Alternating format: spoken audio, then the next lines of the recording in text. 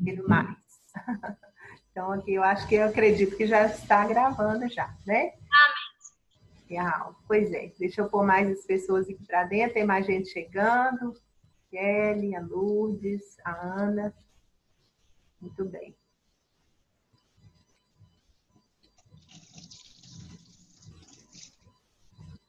Ok.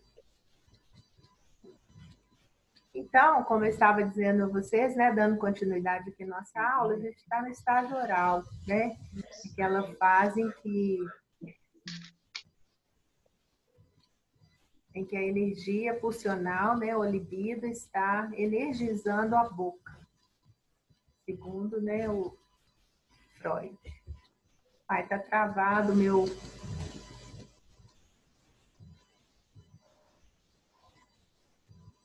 Tá. Muito bem. Alguma questão ficou para trás aí sobre o estágio oral? Sobre esse prazer na área da zona da boca? A personalidade começa a ser construída, né, a partir dessa zona de energia aqui psicossexual. Bom, então vamos passar então para o estágio anal. Nesse estágio, que coincide com a época do treinamento de hábitos higiênicos, a libido é focalizada na zona do ânus. Então, né, a criança vai se desenvolvendo ali por volta dos 2 anos, aquilo que era muito gratificante na região da boca vai para a região do ânus.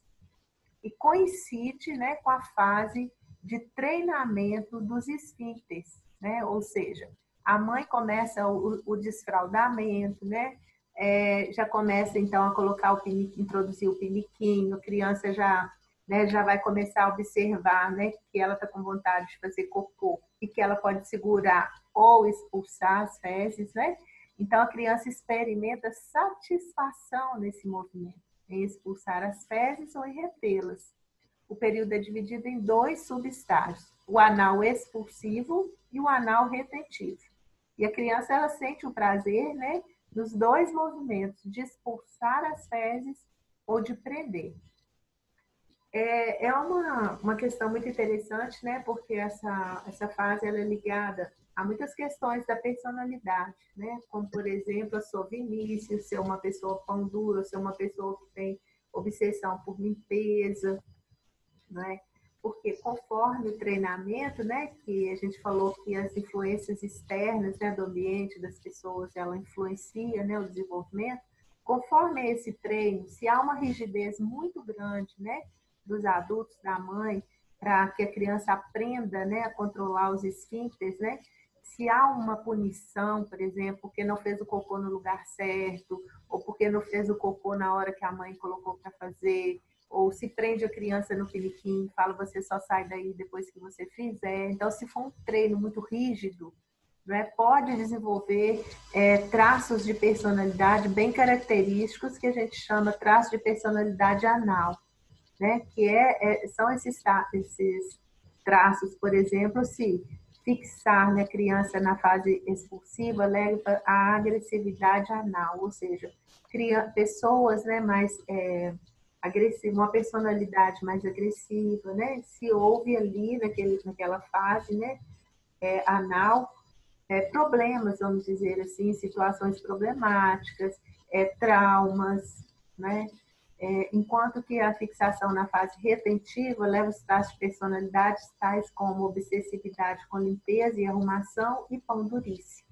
Então, olha só como é que a personalidade vai se desenvolvendo à medida que essas regiões são energizadas, né? Vamos dizer, onde a energia psicossexual ela está se movimentando, né? A gente fala que na fase oral, né, uma característica da personalidade é a dependência, né? As pessoas muito dependentes e tudo, né? Querem satisfação rápida, que não tem tolerância à frustração, né? Então é como uma criança, por exemplo, na fase oral que ela tá louca com a mamadeira, tá alucinando, e a mamadeira chega, né? Vocês podem ver isso até no berço. Você entrega a mamadeira, a criança até pula, assim, né? Os olhinhos dela brilham. Ela mama, mama, mama, mama. Aquela mamadeira não tem valor nenhum para ela mais, porque ela joga fora. Tem umas que jogam, né, para frente, assim. Acabou. Né? Ela já satisfez o prazer dela e pronto. E tem pessoas que se né, nessa fase tem situações problemáticas, pode desenvolver uma personalidade oral, que né, talvez nos relacionamentos, né, uma pessoa que suga tudo de uma outra e depois descarta, que não cria vínculos duradouros. Né? Então, a gente fala que são personalidades orais. E, assim, também personalidades com traços anais, né? Que são pessoas, às vezes, agressivas ou pessoas muito controladoras, obsessivas, né? Pão duras. Tem uma questão com dinheiro muito parecida com a questão do cocô, né? Vamos dizer assim, né?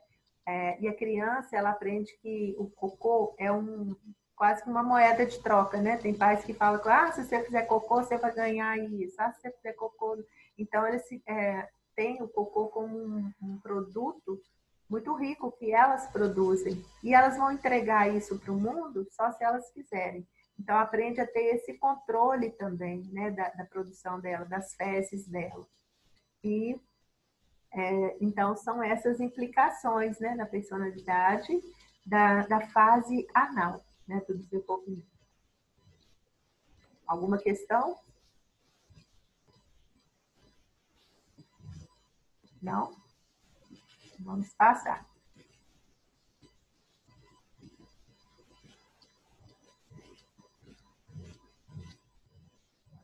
O terceiro estágio do desenvolvimento é o estágio fálico. Criança ali após os 2 anos, né? 2, 3 aos 6. Nesse ponto, a libido, que é a energia, né? A gente sempre lembrar dessa energia psicossexual, né? Ela se focaliza nos órgãos genitais. Então, ela vai energizar, né, a vulva na menina e o pênis no menino. E é fálico por quê? Por que esse nome, né? Ele tem esse nome? Porque vem de phallus, F-A-L-U-S. O phallus, né, é o representante do pênis. E é o representante de uma potência. Então, né, quando a gente vê, por exemplo, um obelisco, né, que nas praças, prédios muito altos, a gente fala, nossa, esse monumento é um monumento fálico, né? Ou seja, é um monumento que representa um poder, uma potência ou o pênis, né? Na psicanálise. Então, é um estágio importante esse estágio, porque é um período em que Freud situa o conflito edipiano. A gente vai ver o que é o complexo de Édipo, né? Então, nesse estágio, há aquela figurinha, né, das crianças comparando, né, que tem pintinho, que não tem, né, e a criança, a menina, né, ela é como se ela fosse... Tá dando uma mensagem aqui? Ah, tá. Que terminou a gravação da outra aula. Então, a criança, né, a menina, ela é tida como eu não tenho, né, o menino tem, ela não tem. Então, tem todo esse jogo de comparação e de curiosidade, de querer pôr a mão, de querer experimentar, né? Muitos pais nos procuram, né, a criança quando está nessa idade, porque eles falam que a criança está se masturbando muito. Então, está lá assistindo televisão, está com a mãozinha, né, mexendo no pintinho, mexendo e achando gostoso, porque a energia, a libido está ali, localizada ali. E é prazeroso, é uma região prazerosa, não é? Então, as mães não sabem muito como lidar com isso aí. Às vezes, os jogos, né, da criança de colocar, de encostar o pintinho, né, de pôr a boca, isso tudo acontece muito, né, nas brincadeiras entre as crianças, esse interesse, essa curiosidade pelos órgãos genitais, porque ali está muito energizado, né? E aí também uma situação que é típica dessa fase, né, desse estágio fálico, é o complexo de Édipo. Freud vai buscar no mito grego, né, do Édipo, onde o rei, né, o rei, ele vai no oráculo e ele recebe uma profecia que ele vai ter um filho que vai matá-lo e casar com a mãe, né, casar com a esposa do rei. Então, para isso, o rei ficou muito assustado, né, para não acontecer isso, o que ele faz? Assim que o filho dele nasce, ele vai e leva para outra cidade, para outro país, né, outro lugar, para crescer lá, para que não, a profecia não se cumpra. Só que houve uma guerra entre esses lugares, né, entre essas cidades, esses países, né, cidades, né? Essa guerra faz com que aquele reinado lá, né, do pai do Édipo, né, faz com que ele vá lutar com o outro rei do outro lugar. E o que acontece? O Édipo vai lutar, né, o filho dele vai lutar. E quando ele vai lutar, ele acaba matando o rei daquele, seu pai. Acaba matando seu próprio pai, só que sem saber, né? E como tinha o prêmio, né? Quem matasse o rei casaria com a rainha, ele foi e casou com a mãe.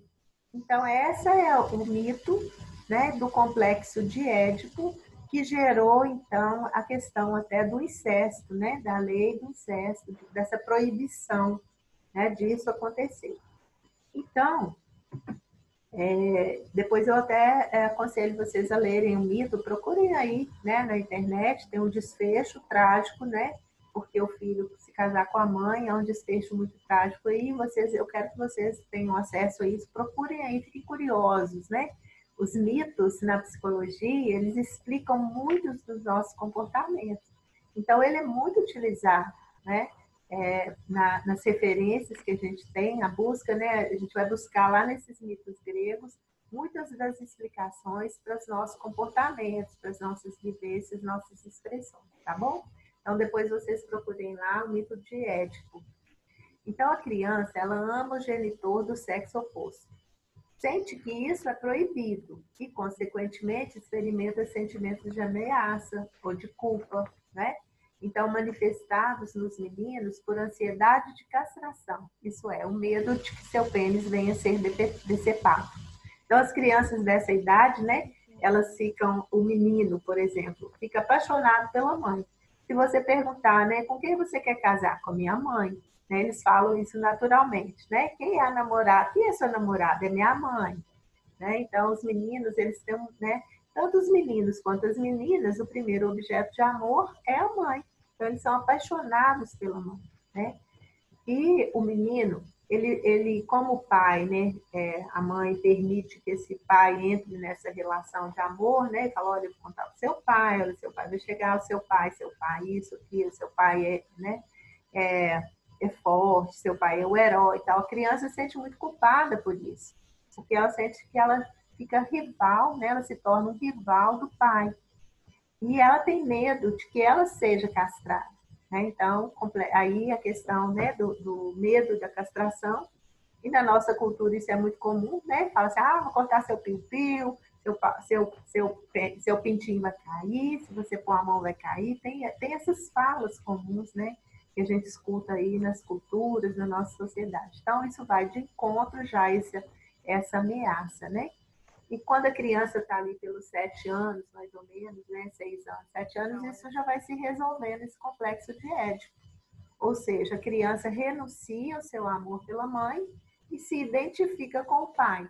Esse é o processo natural do complexo de Édipo. Ele se identificando com o pai, ele vai ter o pai como modelo, né, para ser seguido, para que ele depois possa encontrar uma namorada ou uma mulher como a mãe, mas não aquela que é a mãe dele, né, porque aquela é do pai. Então, essa é vamos dizer assim, a resolução saudável desse complexo de Édipo no menino. Na menina, por sua vez, experimenta a inveja do pênis. Para resolver isso, né, e aliviar a ansiedade, a criança identifica-se com o genitor do mesmo sexo, introjetando ou incorporando assim as suas características, incluindo o papel masculino ou feminino e os valores morais da sociedade. Ou seja, na menina é chamado de complexo de Eletra, que é mais ou menos, né, a história do complexo de Édipo. Só que na Electra, o que acontece? A menina, ela se identifica com a mãe, que é seu objeto primeiro de amor. Ela tem que resolver esse conflito, né? Ao mesmo tempo que ama a mãe, ela odeia a mãe, porque ela tem que superar essa mãe para conquistar o pai, né? Então, isso é o complexo de Édipo na menina, né? Só que ela também não pode desejar esse pai, porque esse pai já tem uma dona, vamos dizer, já é a mãe. né? Então, ela se identifica com essa mãe para que ela depois encontre, né, um homem, um parceiro que seja parecido com o pai. Então, é a resolução positiva, né, do complexo de Electra na menina. E o equivalente feminino do complexo de Édipo é chamado de complexo de Electra. A não resolução adequada do conflito edipiano é considerada como a causa da maior parte das neuroses. Então, na psicanálise, né, a questão das neuroses estão muito ligadas, né, a essa questão do Édipo mal resolvido. Ou seja, né, fica, às vezes, da parte dos pais, né, pode acontecer isso, né, um dos acontecimentos, fica essa fusão, né? A criança não é impedida, vamos dizer, não tem um impedimento aí, né? Muitos pais se confundem a criança, né, com nessa questão do amor, né? E permanecem, né, nesse complexo de Édipo por muitos e muitos anos, às vezes até na adolescência, né? Isso pode seguir, o que causa muitas neuroses, né? De toda a ordem, por exemplo, as histerias, né? Então, vai ver questões aí neuróticas, fobias. Então, estão muito ligadas a essa questão da má resolução do complexo de Édipo. E o natural é que se saia desse complexo de Édipo realizando a identificação de papéis, né? E para Freud, a identificação era do menino com o pai e da menina com a mãe, para no futuro eles terem parceiros, né, heterossexuais. Questão, gente? Alguma questão ligada aí? Vocês estão tendo contato com isso aqui, né? Não sei se é pela primeira vez, se vocês já conheciam, né, esses mitos, esses conflitos, essa fase fálica, então traz tudo isso, né? E a gente precisa lembrar que a criança também está naquela fase do pensamento pré-operatório de Piaget.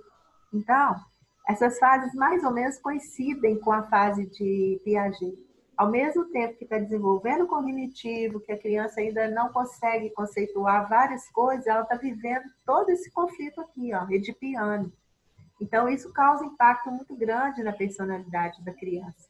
Se bem vivido, se bem resolvido, se bem conduzido, vai sair lá na frente uma pessoa muito saudável, uma personalidade muito saudável.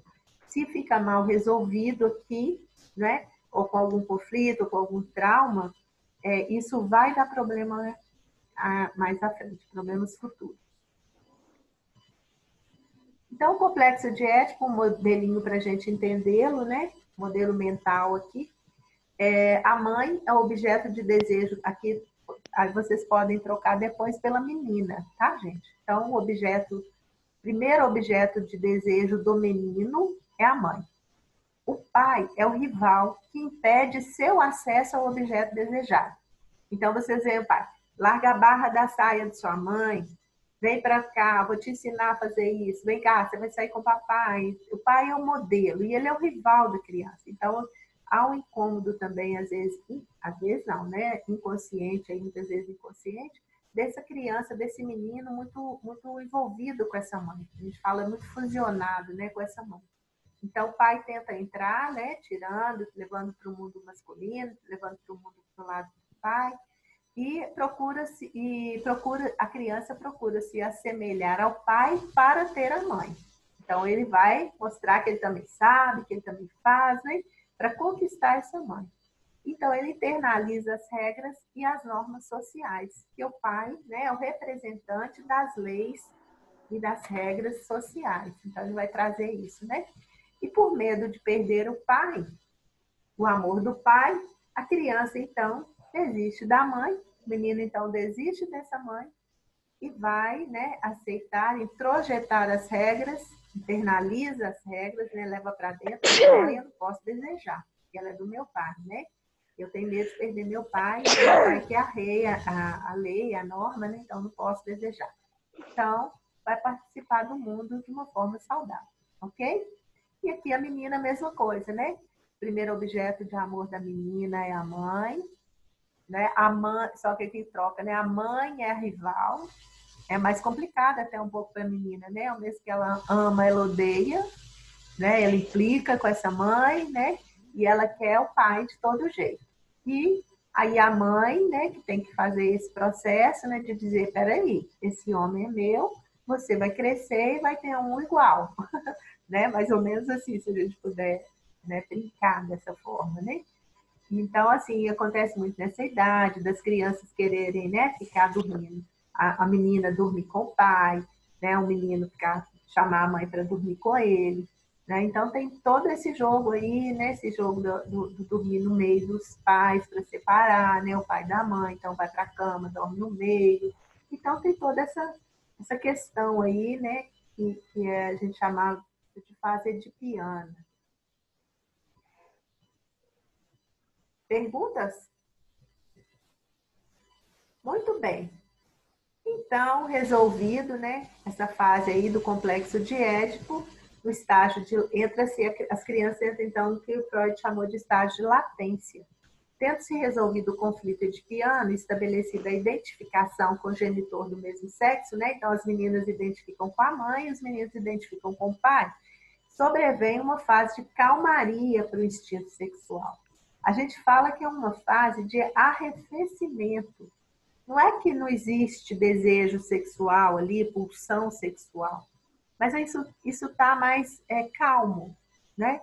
Porque as crianças também já entraram para a escola, vão começar a aprender, né, os conteúdos lá da fase do operacional concreto, né, de Piaget. Então, elas estão envolvidas com milhares e milhares de aprendizagens, né, coisas, questões cognitivas, dos primeiros anos escolares, então o ego está livre então para concentrar-se em atividades intelectuais. Então já não é tanto mais questões ligadas à sexualidade, mas à questão intelectual. Então as crianças ficam muito criativas, inventivas, né? E a questão sexual, então ela fica um pouco arrefecida, um pouco mais calma, né? Vamos dizer assim. Então é o estágio de latência. Depois, então, né, mais para frente, quando a criança, né, chega na adolescência, que os órgãos sexuais já estão maduros, né, os hormônios já fizeram o papel, já estão cumprindo o papel deles, do amadurecimento sexual. A libido volta com força, né, para a questão dos genitais. Então, os genitais, né, o pênis e a vulva, né, a vagina da menina, ficam muito energizadas. E aí a gente ouve falar mil coisas, né? Brincadeiras dessa fase, né? Que fala que as meninas estão com fogo e que os meninos não param de se masturbar, e os meninos também, né? Querem se tocar, querem se conhecer, né? Querem obter prazer, então, na área genital. Nessa época em que há modificações hormonais que provocam a maturidade sexual, há um reviver do instinto sexual e dos conflitos anteriores. A libido focaliza-se, então, não mais no próprio corpo, como nas fases oral e anal, nem nos objetos incestuosos, como pai e mãe, né, da fase fálica, mas em objetos heterossexuais e não incestuosos, ou seja, nos parceiros, né?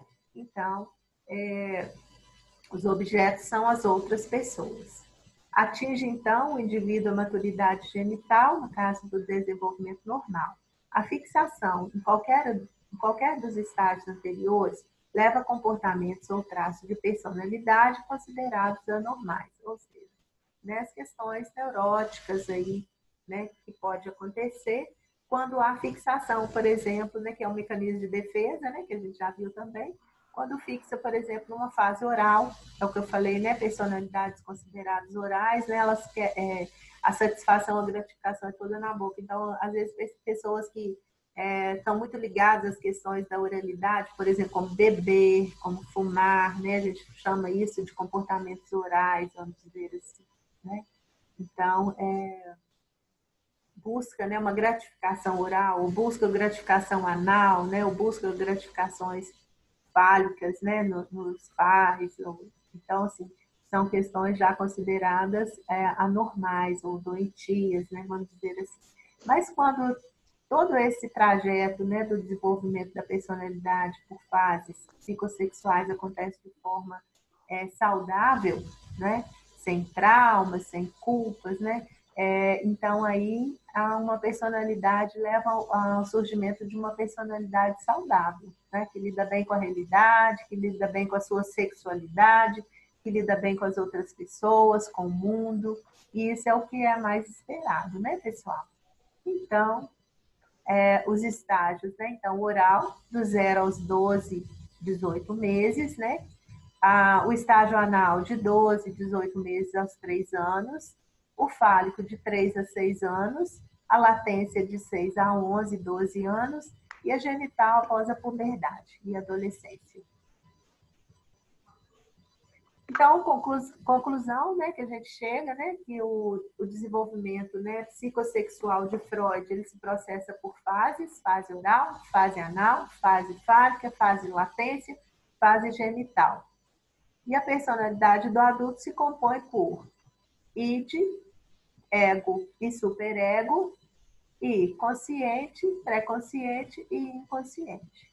Então, por aí, né, a gente termina, então, a fase, o desenvolvimento de acordo com a teoria psicanalítica de Freud. Tá ok, gente? Com isso a gente termina o capítulo 4 também. Ok. Vocês têm alguma questão? Não.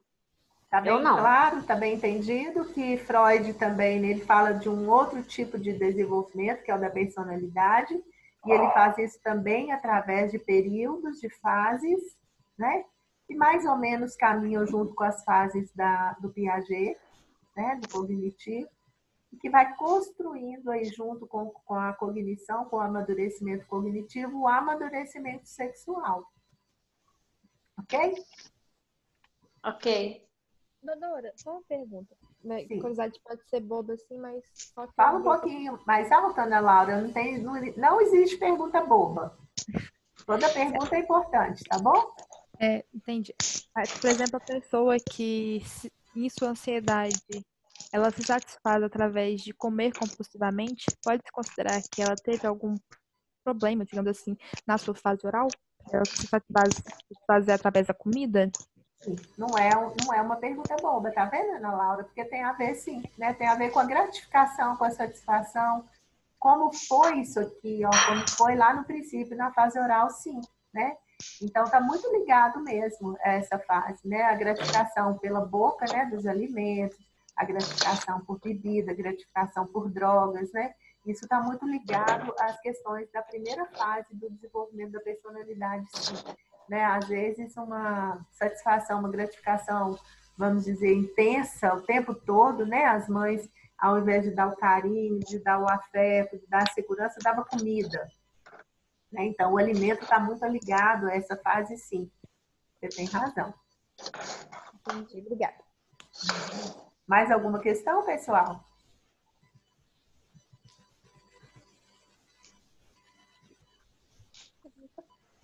Então, olha só, nós tivemos quase 2 tempos de aula, né? O que a gente tem agora para a segunda etapa ainda, né? A gente tem a questão a gente vai ver agora a teoria do Erik Erikson. O Erik Erikson, que é um neopsicanalista, ele também é da área da psicanálise, mas ele tem uma outra forma de ver, né, o desenvolvimento. Ele vai trazer as 8 idades do homem, também por fases. As primeiras fases coincidem com essas aqui de Freud, e ele vai falar que o homem ele vai desenvolver o desenvolvimento psicossocial. O impacto na sociedade, nas relações, vão trazendo desenvolvimento da pessoa. Então, né, Piaget, desenvolvimento cognitivo, Freud, desenvolvimento psicossexual, e o Erik Erikson, psicossocial. Também tem a ver muito como as pessoas se comportam em sociedade, né? Elas têm tarefas para cumprir, conforme elas cumprem de forma positiva ou negativa, vai dando a elas tipos diferentes aí de modos de lidar com o mundo, de visão de mundo, de como elas são, de como elas se constroem. É muito interessante também, tá? Eu me dei conta aqui agora que que eu não formulei a questão, né, para vocês sobre essa aula aqui. Mas eu vou enviar, tá? Sempre uma questãozinha, né? Uma questão importante, claro, não pode ser questãozinha, mas uma questão de fixação. Então, eu vou passar para vocês dessa também, tá? Depois eu coloco lá no grupo. Tudo bem? Certo. Uma questão sobre essas fases do desenvolvimento de Freud. Tá bom. Tá bom? Que é, né, o que a gente está estudando é o desenvolvimento da personalidade. Tá certo?